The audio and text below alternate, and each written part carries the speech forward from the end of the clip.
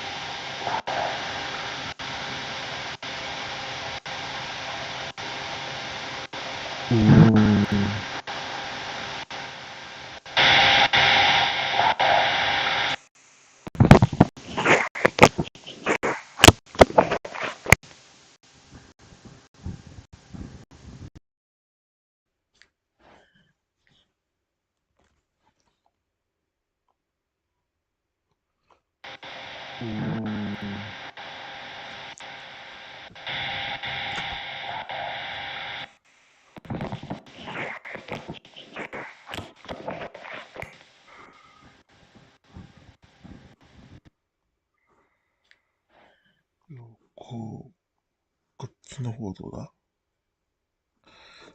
番組を開始して、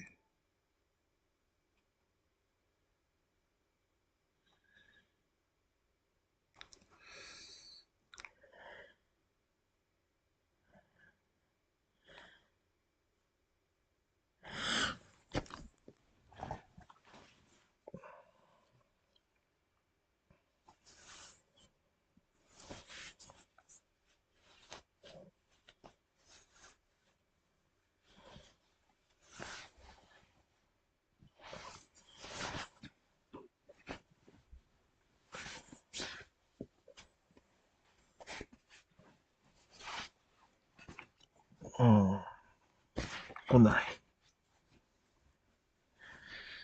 ほいっと。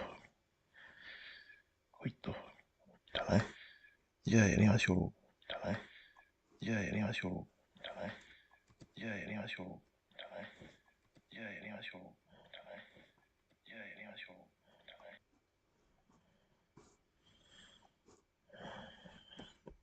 じゃない。やる。まずは、ターミナルを起動して、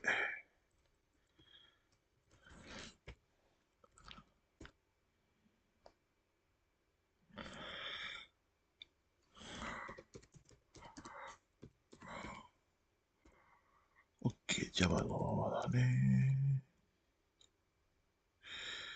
ヌイク03のデューク Java で起動と。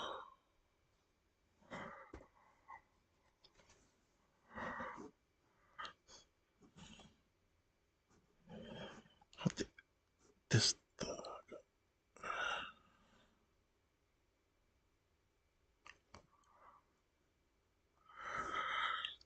が、動いたところで、実行しましょう。とりあえず、アナライズで行読み込みは成功してると。で、してるから、Weblog パーサーを作って、スタティッ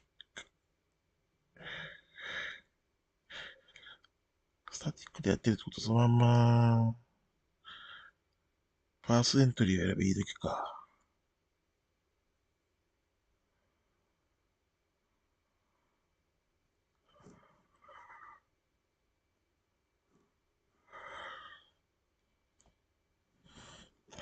つまり、ログアナライザーの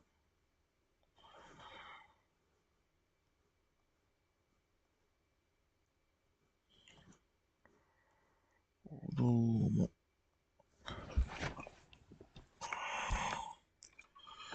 ニューエブログパーサーじゃなくて、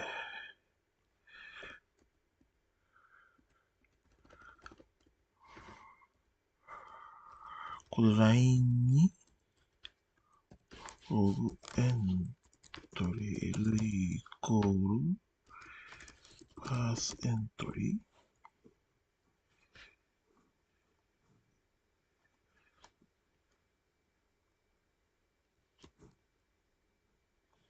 まあ、一発でいくわけじゃない。パースエントリーの LINE これから、ウェブログパーサーの、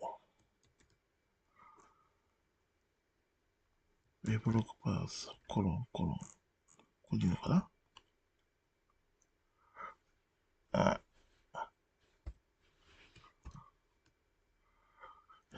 どうやってやるんだっけ。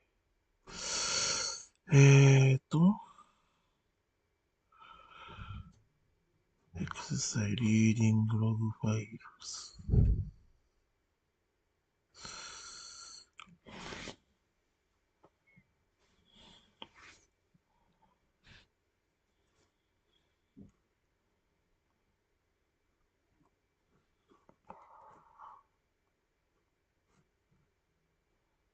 コロンでいいよって思ったけどな。ウェブファイルコンライン。ここでログ LE とやってみれば、コンパイルで、セミコロンがあり、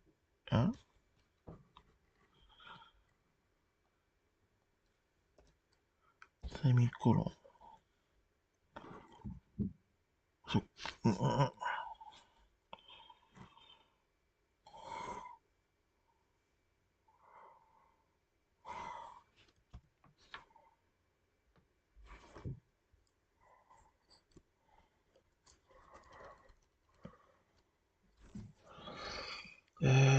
待って、伝えてみよう。Java、メソッド呼び出し、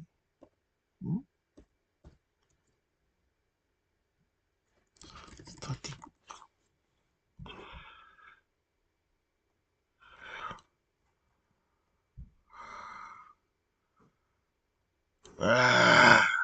もう少しまとまらないやつが。そうすると、これ Web パズー、ここでいいのかな。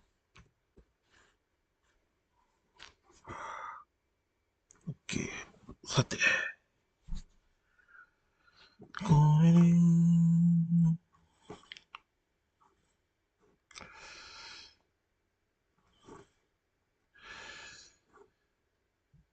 これで実行してみましょう。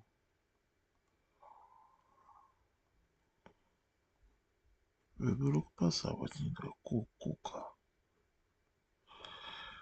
テスターで、テストログアナライズ。スペースちゃんと読み込んでいるってことか。あそこに JST になってる。さて。で、あとは、ログアナライズで類ができたから、プリンテル G じゃなくて、ここは、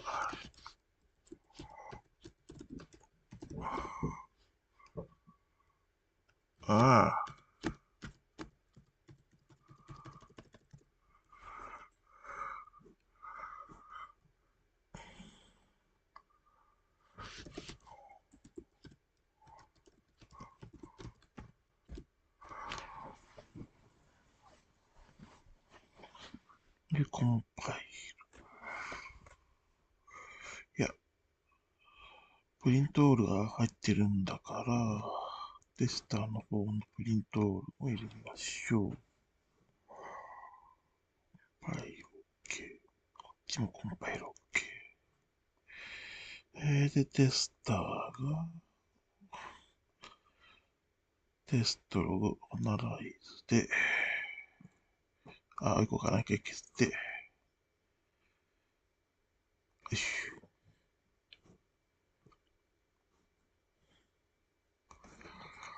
IP、時間、年、よし、OK。そうすると、これで OK かな。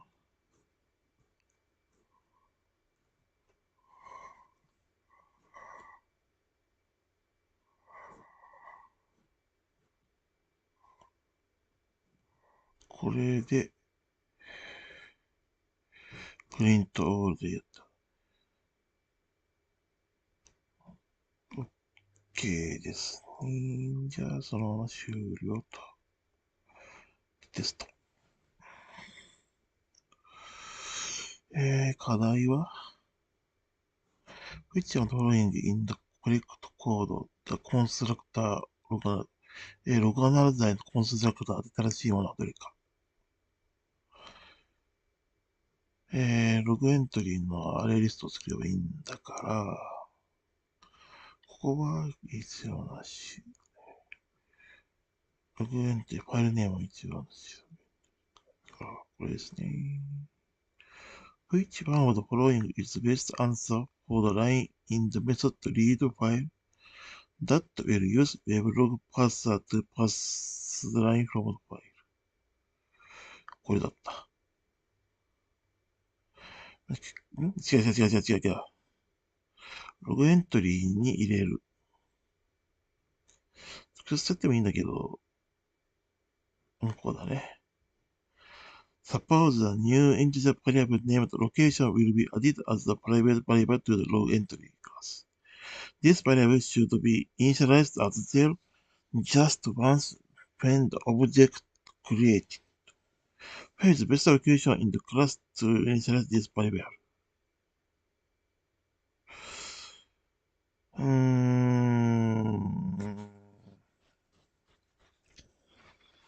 コンストラクタか、あれだよね。見てみよ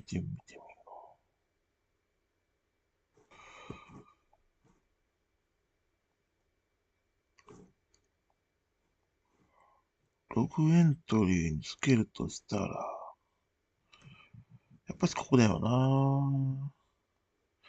コンストラクターのところに0として、ところが普通な気がする。でもセッターはどうするかだけど。まあ、とりあえずは。デフォルト値が0で、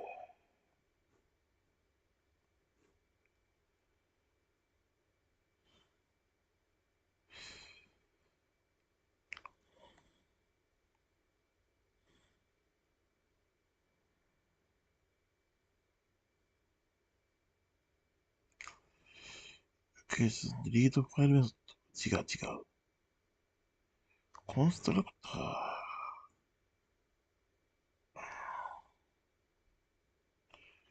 インチじゃない。61も入ってるはず。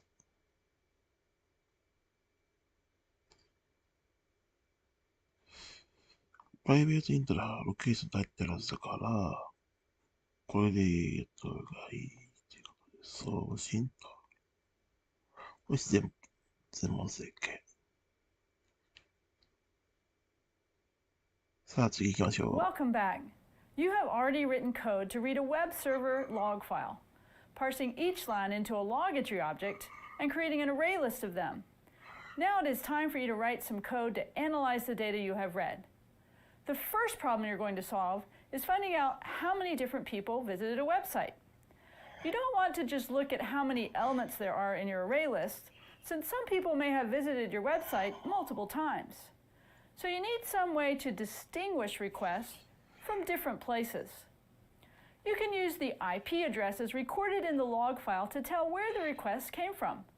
Using the IP address is not perfect, since you cannot distinguish between different people using the same computer. But how many different IP addresses you see is a very good estimator for how many different people visited the site. As you might recall from Programming and the Web for Beginners, an IP address is the address of a device on the internet, whether that device is a traditional computer, a mobile phone, or something else. So what you are going to need to do to solve this problem is take the array list that you have read the log entries into and find out how many distinct IP addresses are in it. Have fun. IP アドレスのユニークな数を数えろと。まあ、シンプルだけど分かりやすい答えだよね。You've already written code to read in the entire contents of a web server log, and now you want to find out how many unique IP addresses it contains. As always, you're going to want to approach this problem with the 7 steps you use for every problem. We're going to walk through this problem, starting at step 1, but we're going to use color names instead of IP addresses. This problem is really the same problem. You're finding out how many unique values there are in an array list of strings, but color names are easier to say and to see which ones we're talking about. So when we look at this list of 10 values, you might be able to tell just by looking at it that there are only 4 unique values. But if this list had 1 million elements in it, we'd like to develop a method that would still work. There are many ways of solving problems in general, and in this case, there are a couple that I'll mention and one that we'll realize in code. One method that we won't do is to, as we look down the list, cross out values that we've seen before. Crossing out values in a list is a problem in Java programming because if we replace the values in our parameter with other values, we've caused a side effect, something we've spoken about before as a thing to avoid if you can. So instead, we'll use an idea of visiting every value in the list in turn, which is typical for array problems. And if we haven't seen a value before, we'll copy it into a new list. So first, I'm copying the value pink because I haven't seen it before in my new list. Then I'm going to visit green. I haven't seen it before, so I'll copy it over into my new list. Now I'm going to visit pink. I've already seen it, so I don't copy it. Then green. I have seen it, so I don't copy it. Pink, pink, pink, I've seen them all. Orange, I haven't seen before, so I'll copy that into my new list. The next value is blue, I haven't seen, so I'm copying it into my list. Finally, I get to pink, the last value in my original list. I have seen it before, so I don't copy it over. Now I look at my list that I've created. It has 4 values, and so I'm going to return the value 4 from my method that I'm writing that determines the number of unique values in the array parameter. Developing this algorithm follows a lot of the same patterns you've seen before. You'll see that sometimes you add an element to the copy, and sometimes you do not. And you'll want to think through the conditions under which you add. Once you've done that, you can express the main portion of the algorithm in terms of steps to do for each element of the input. We'll let you work through steps 2 and 3. Hopefully, you came up with pseudocode that looks like this. Now for this particular problem, you'll want to do things just a little bit differently. Remember that you have log entries in the field records, and you want to use the getIPAddress method to get the string out of the log entry object. There are a couple of ways to deal with this difference. The simplest is to just use the same algorithm, but adjust it slightly to reflect the fact that you want to use records, the fields in the class. And you want to get the IP address out of each element of records, check to see if that IP address is in copy, and if not, add the IP address to copy. At this point, you'd want to test out your pseudocode. Then you're ready to turn it into Java code. あとはコードに直すだけと。まあ、アルゴリズム自体は簡単なので。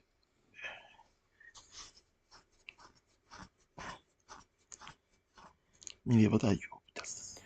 All right, now you've devised the algorithm to count the unique IP addresses in a web server log, so it's time to turn it into code. As usual, we have here the outline of this method with the pseudocode that you've just developed. The first thing we want to do is make unique IPs, which starts as an empty list. So we're going to have an array list of strings, and we're going to call it unique IPs, and it's going to be a new empty array list. Now we want to do something for each element, which we'll call LE in our records. So as you're familiar with by now, this is a for each style for loop. Each of these is going to be a log entry. And remember that records, even though we don't have a records variable in here, is an instance variable in our class. So we're going to take each log entry in records, And then we're going to get the IP address out of it.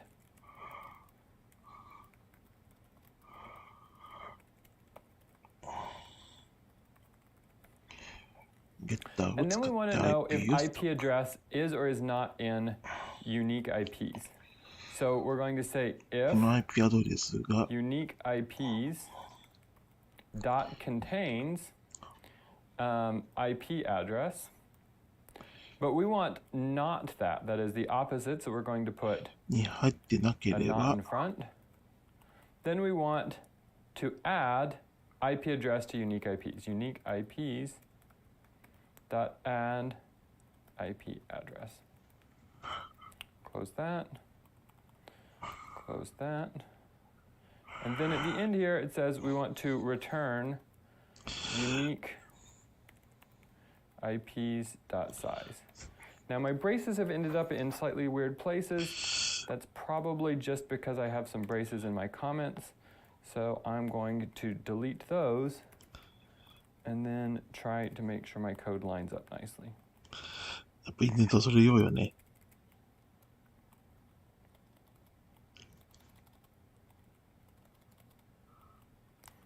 Okay, so now I'm going to hit compile. It says class compiled, no syntax errors. Of course, we want to test this. I've already written a tester here, which is going to create a new log analyzer, read in short test log, which is this log file here. It has this IP address. This same IP address appears 3 times. So we've only seen 2 unique IP addresses. We have a third and we have a fourth. All right, then it uses the log analyzers to count unique IPs, to count the unique IPs like we just did, and then it prints out how many there are. So I'm going to go over here to BlueJ. I am going to make a new unique IP tester, and I'm going to run test unique IPs, and it prints out there are 4 IPs, which is the result that we expected. So we're more confident that our code is correct.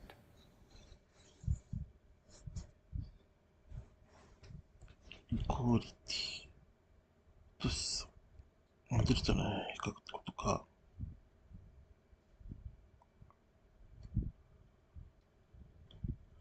はて。 Now that you have written code to find the unique IP addresses in a web server log, let us take a brief look at something very close that would not have worked. Here is the code that you just wrote for the unique IP addresses problem. Remember that you have an array list of strings and that you put the string for each log entry's IP address into that array list. But what if you had written this code instead? This code is the same as what you wrote, but the array list holds log entries, and the code checks if it has the current log entry, not the log entry's IP address. Likewise, it adds the entire log entry object if it was not already there. まあ確かにそれでもいいんだけどね。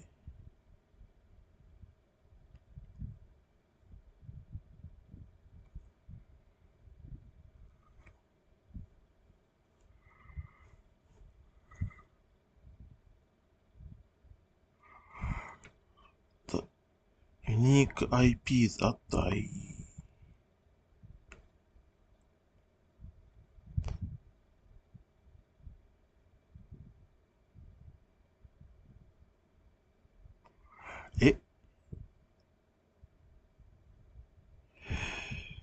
他のところ一緒じゃなかった違うんだよね。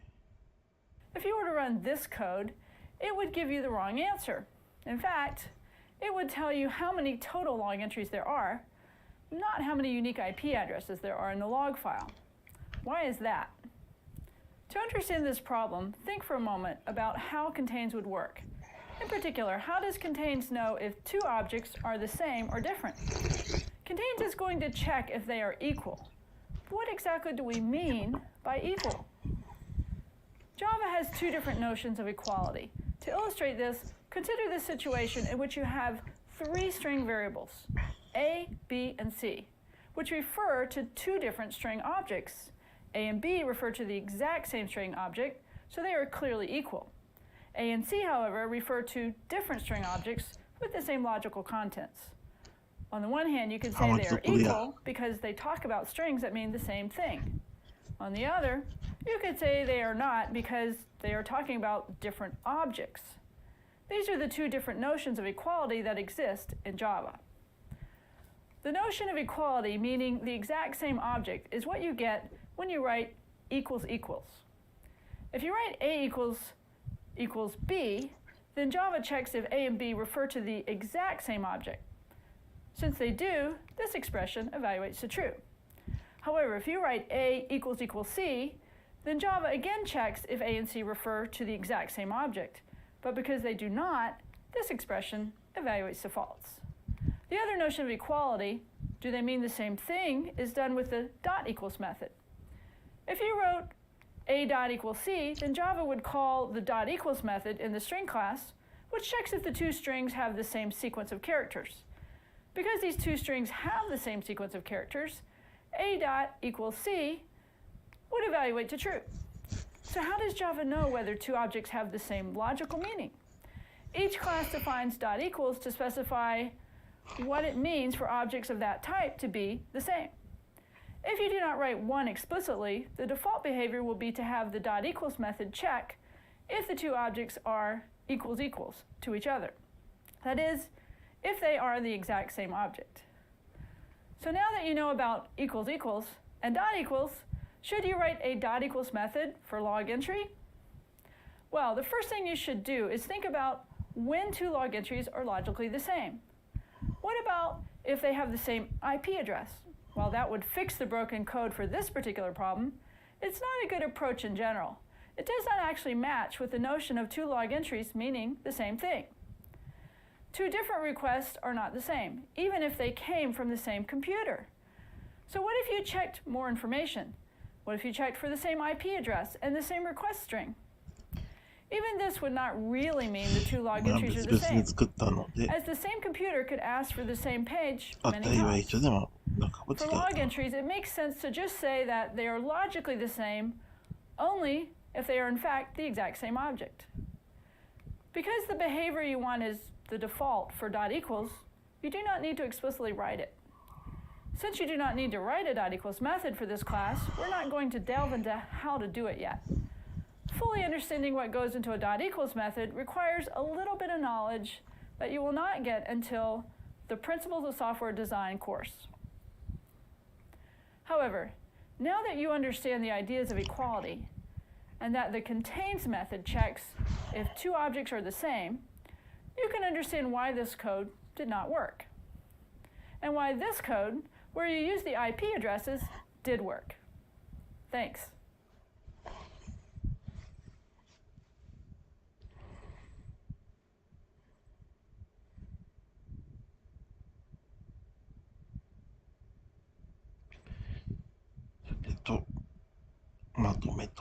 Great. Now you have completed your first analysis of the web server log file data that you read.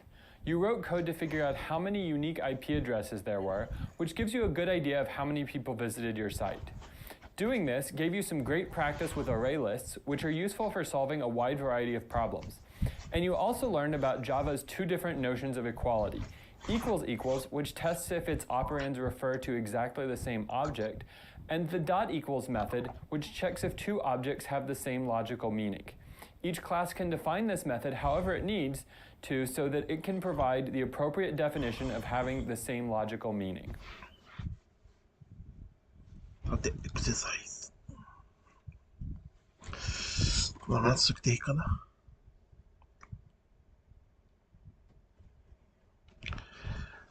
ユニーク IP について実際に作る。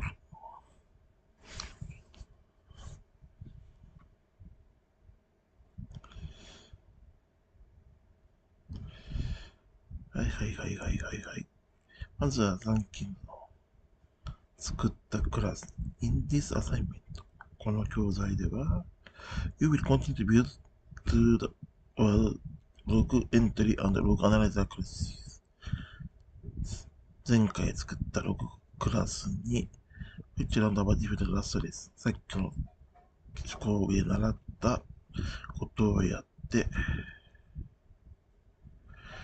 Continue to use them as pass entry from the web parser class. used for modifying the class, we will write several methods to solve the problem about web logs. さて、especially used to the following in log organizer class, write the method count unique IPs that has no parameters. This method should return an integer representing the number of unique IP addresses. It should also assume that the instance variable records already has its array lists of strings read in from a file and should access records in computing this value. For help, refer to lectures in this lesson on unique IP algorithm and code. In tester class, where you can write a new class for testing, write void method test unique IP that has no parameters. This method should create a log analyzer, read from the file show test log, and then read test method count unique IPs. これまではさっきやった講義の通りやりましょう。さて。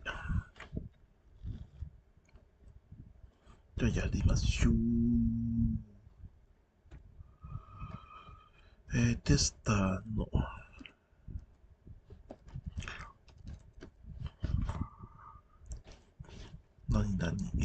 カウントユニークテストユニーク IP を実装しましょうと。テストユニークはここ、まあいいや。ストリングログファイルをそこに切っちゃいましょう。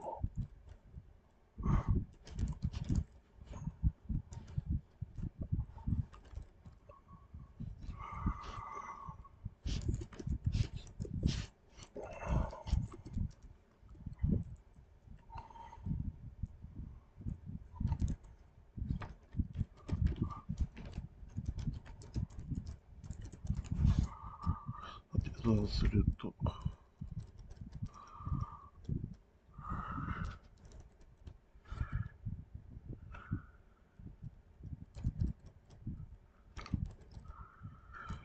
やることは簡単。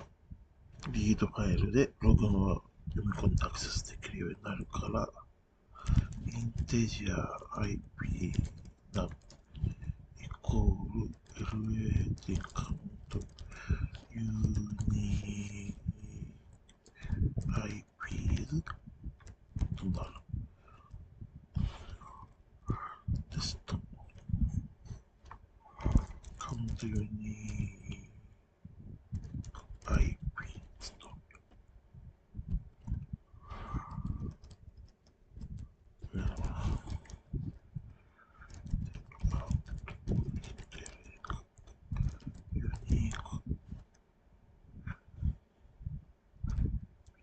is plus IP なのだ。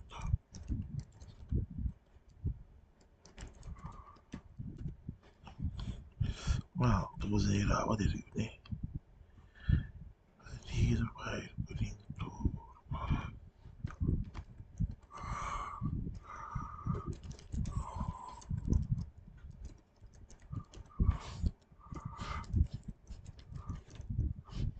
パブリックのイントのカウントユニーク IPs なし。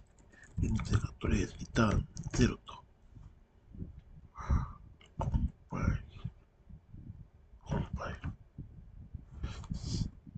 そうして動かしてみれば、カウントテストユニーク IP でユニーク IP0 となる。実際は4つになればいいので、それはここに、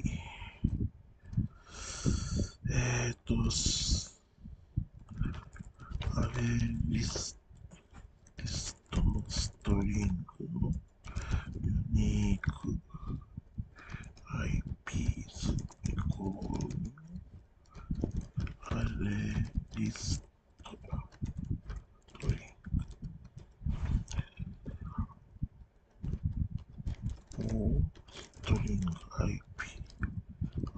ですが、では LE ログエントリーがイコール、それだから51でやって、R イコール LET ゲット。ゲッターは、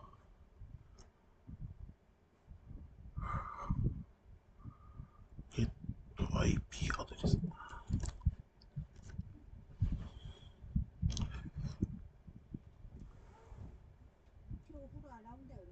うん。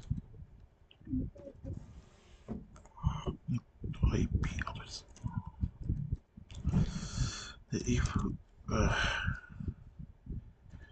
当然含まれていたいなければ、ユニーク IPs が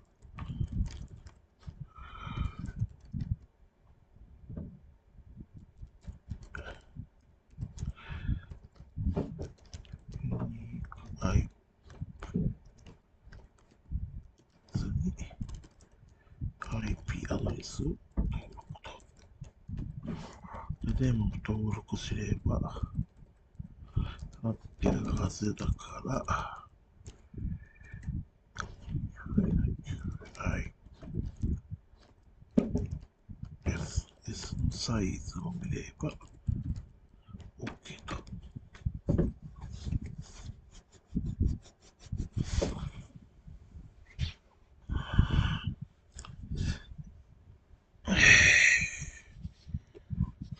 ここまでは、ここかな。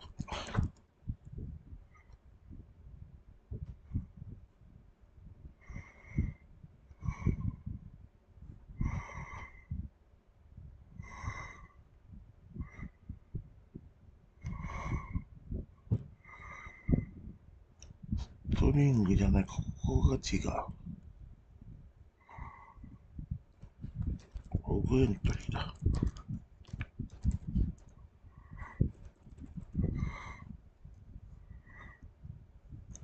エラーはなし。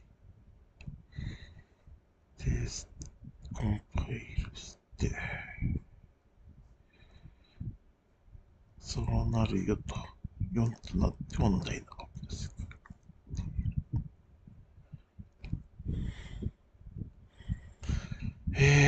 ここまではうまくいった。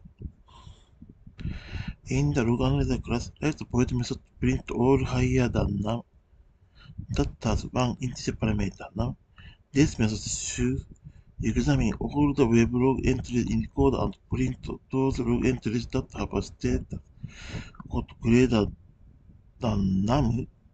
Be sure to add code in the tester class test or this method with the short test log.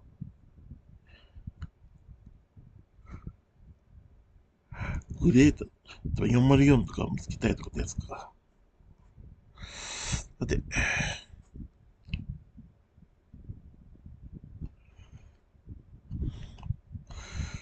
テストステータス。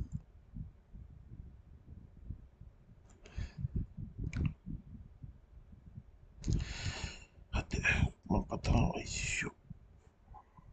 カウントユニーク IPs のテスター、ログエントリーのテスターの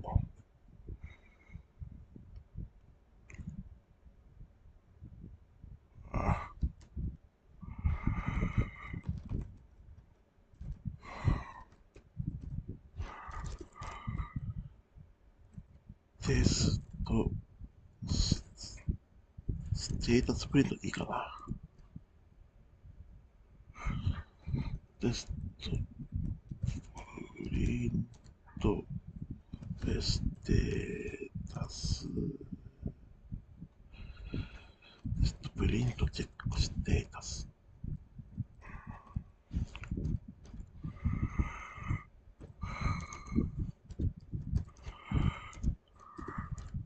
ステータス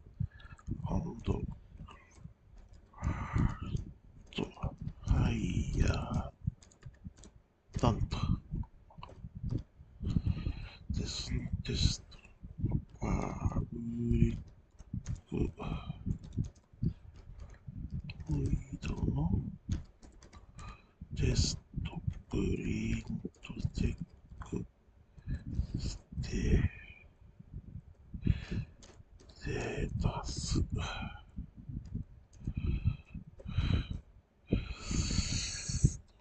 つの間とかならいいんだけど。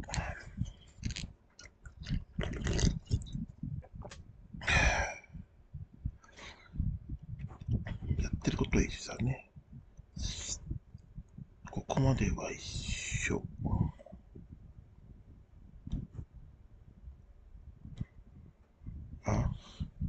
貼り付けて、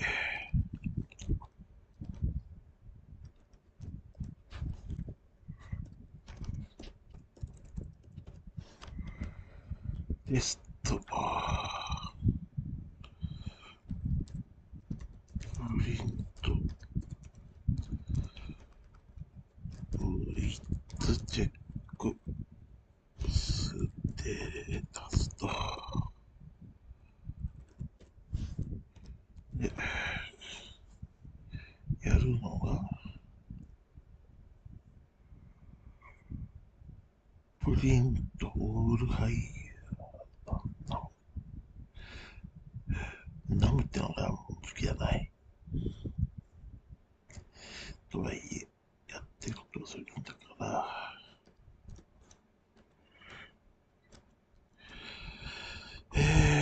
400ですね。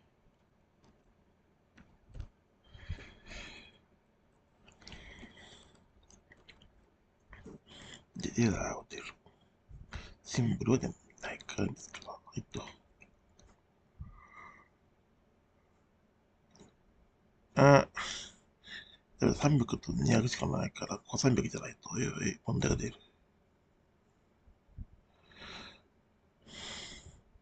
ということ300に移動してんのか。200、300、200、300、300ってなんですか。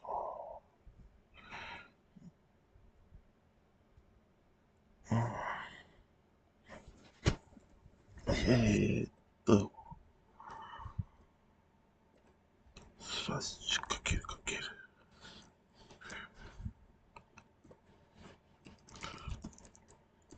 イントハイダス、イントナウ。めんどくさいからとりあえずここまでコピー。ただし、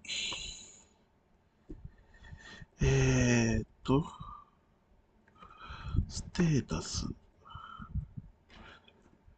if, get ステータスを見て、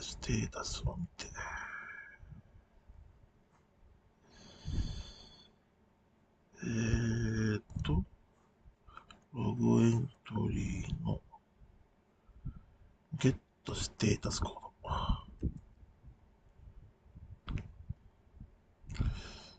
ド。get ステータスコードが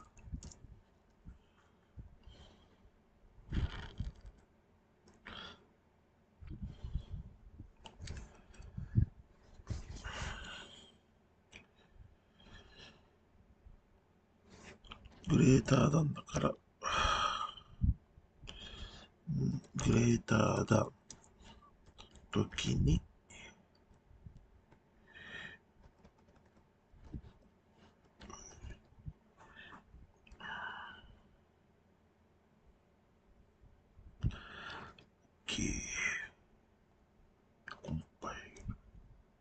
コンパイルで、テスターで、プリントチェックステータス。200番台は消えて300番台だけ残ると。さあ、次行きましょう。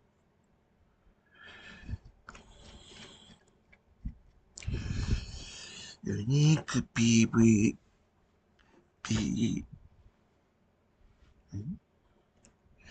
IP visit on days。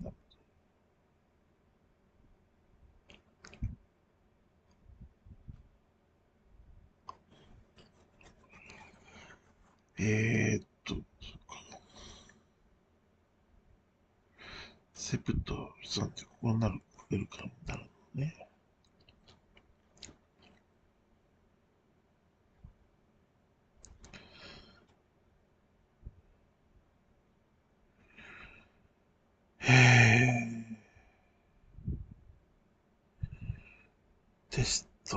with it on で、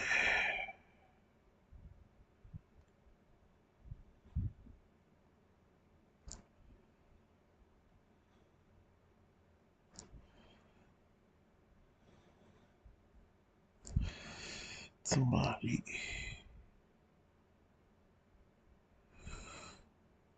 same day。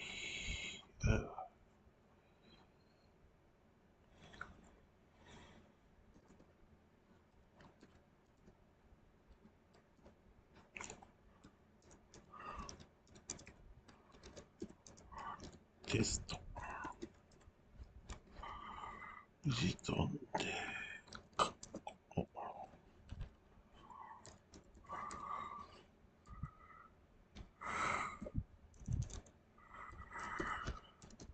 指定した日の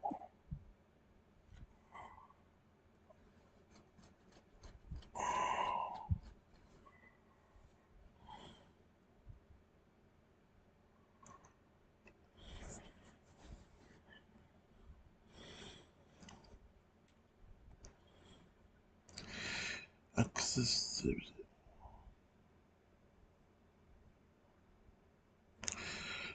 たったまずプロメンティスを持っています。MS とかする。だから、30日とかそういう日のand DD is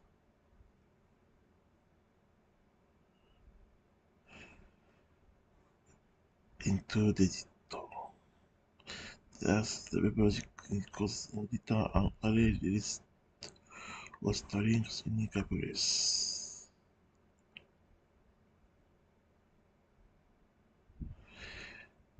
2回目アドレスリスト。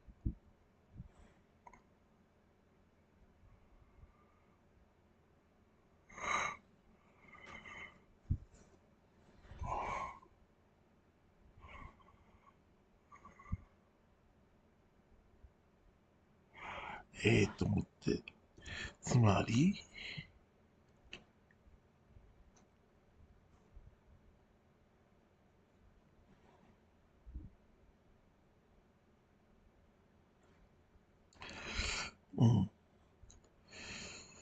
まずはデク05とか日付を指定して IP アドレスのリストを持ってくる。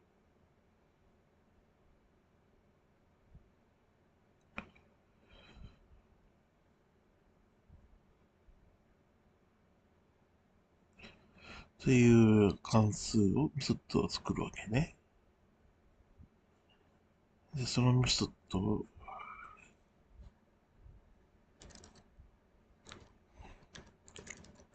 ユニーク IP リストをこと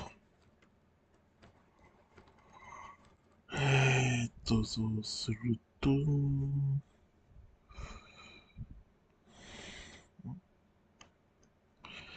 これは違う。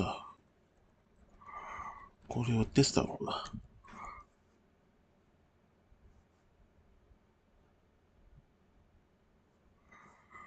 テスターに、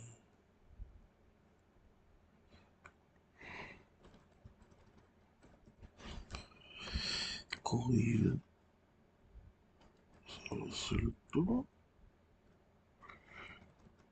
こまで一緒。テスト、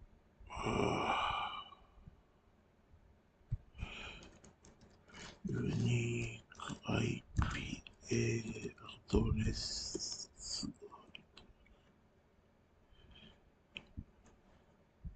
リストセーブデート。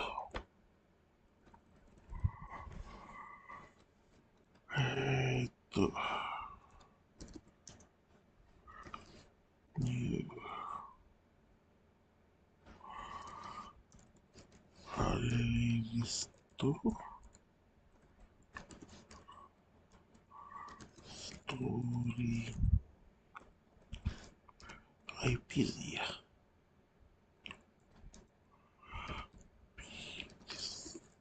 と、イコール LAZ、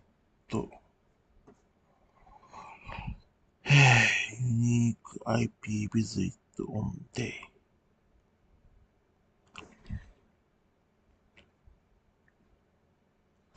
ユニーク IP ビズイットオンデイ、括弧の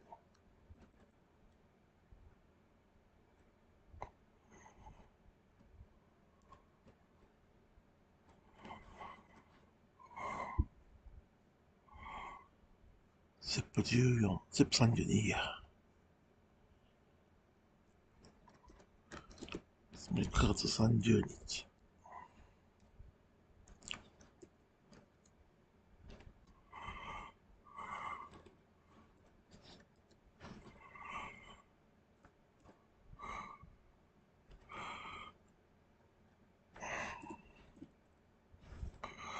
で、ストーリング IP この IP そうのやつな、安全か。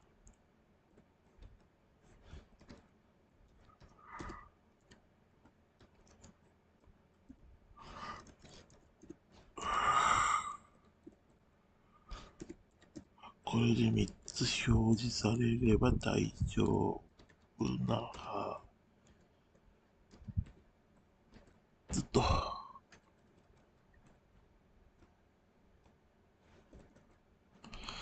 そして、スペースを空けて、ユニーク IP ビジットオンデーサブサンジ。はーって、順番に行きましょう。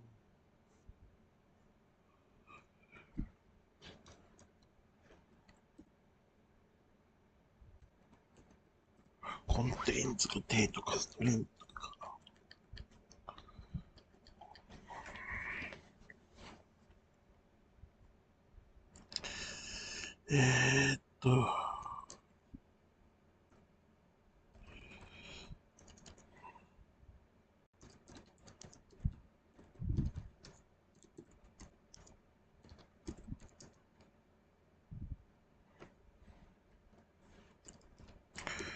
ユニーク IP アドレスとゼームデート。ここはパブリックの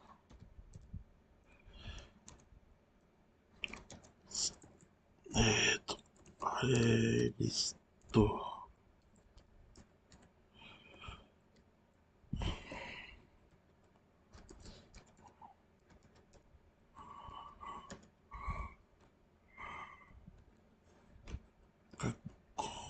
ストリング。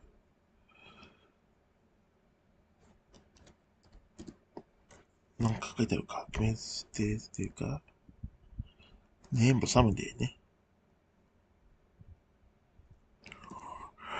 決まってるのがめんどくさいんだよな。わかりやすいやつ自体。まあ、それはいいとして。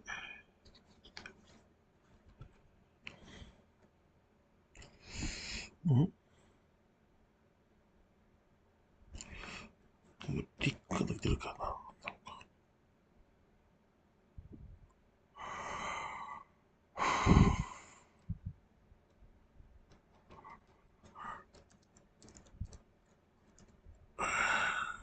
どうせなんかそこまで決まってないんだから、トーリング、ユニークアピールでもいいけど、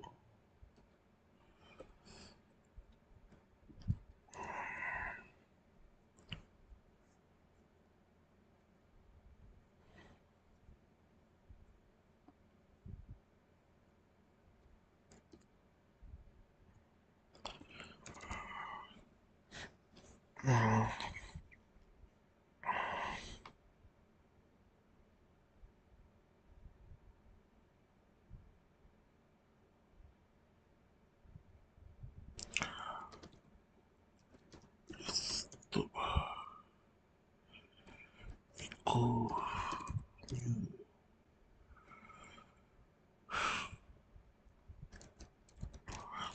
う集中力切れてきた。まあ、仕方ないか。じゃあ今回ここまでで抑えるかな。で、ログ N L このレコーズストリングデイイコール LED ゲット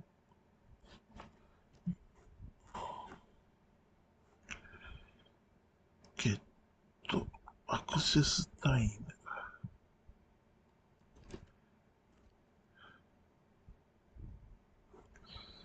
ゲットアクセスタイ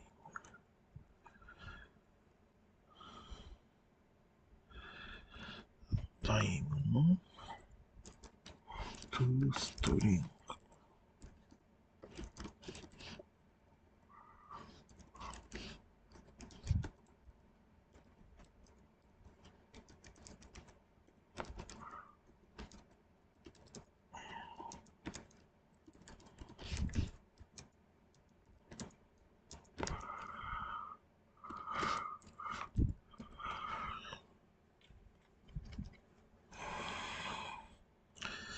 ここ同時ならかけた IP リストだ。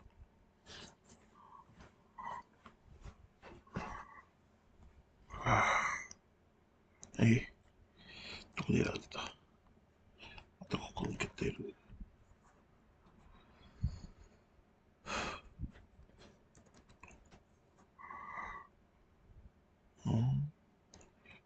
リストのコンパイル。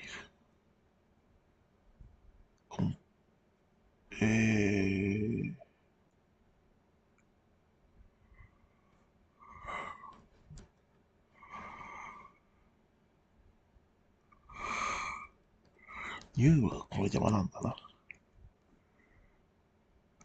よし。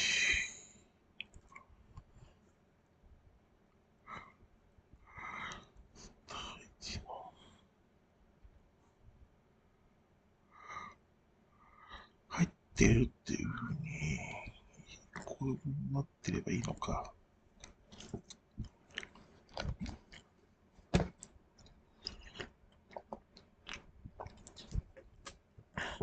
つまり、コンティニュー使えるから楽だな。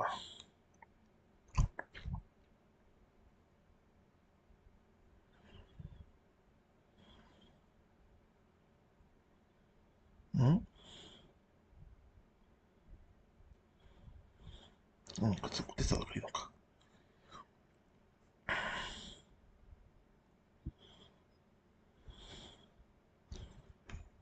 それは、両方、どれでチェックされましょう。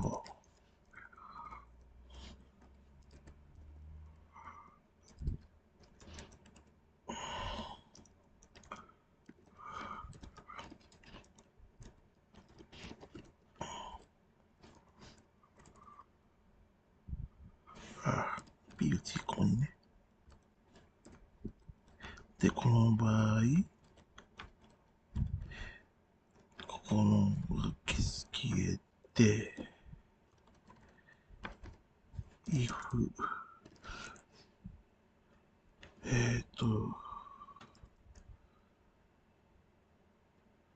day のインデックスオブサムデータになり0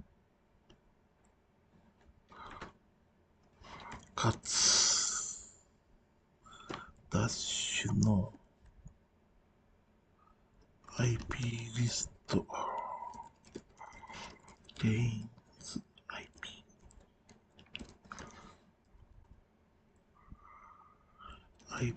リストIP となる。いいのかな。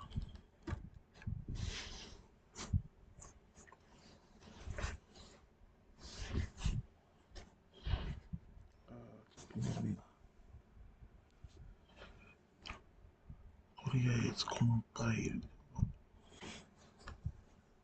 カッコがありません。ああ。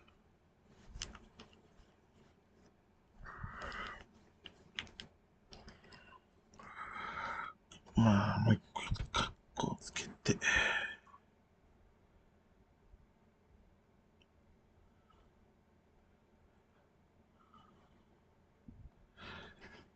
テスターの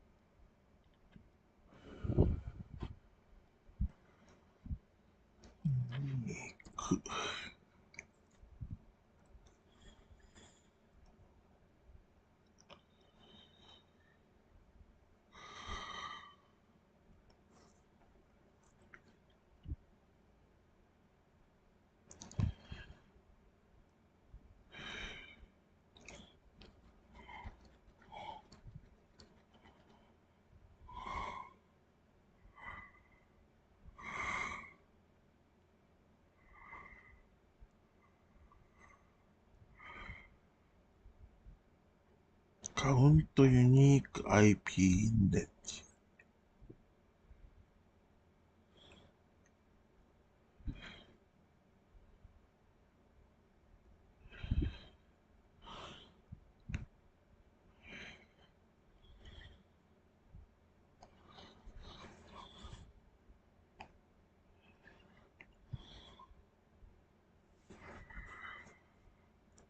まあ、こっちの方がグレーターダンよりはわかりやすい。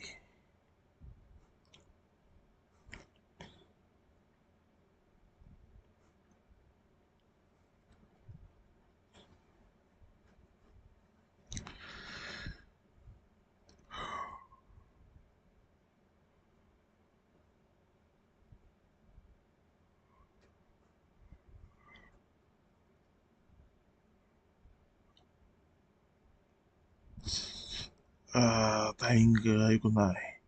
消すはずだったの。OBS 見てみよう。デスクトップ。OK。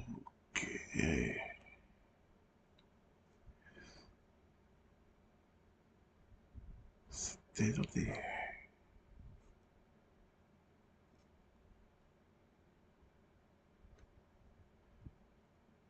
後でやめとこう。後で何個か直すことにそれで、見にくいのはごめんなさいとするしかないな。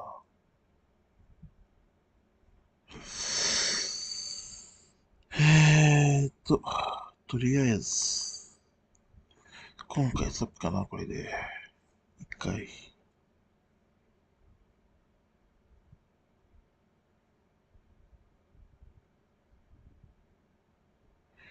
配信を一回止めて、